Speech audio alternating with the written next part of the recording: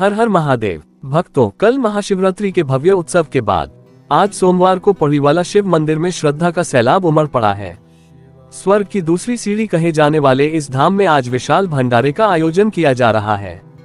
तस्वीरों में आप देख सकते हैं कि हिमाचल के साथ साथ हरियाणा के नारायणगढ़ और पंजाब से भी भारी संख्या में भक्त यहां पहुंचे हैं। सोमवार का दिन होने के कारण मंदिर में सुबह से ही लंबी कतारें लगी हैं। भक्तों का कहना है कि महाशिवरात्रि के अगले दिन सोमवार का संयोग बहुत ही फलदायी है। आप भी घर बैठे दर्शन कीजिए इस दिव्य नजारे के। जय भोलेनाथ।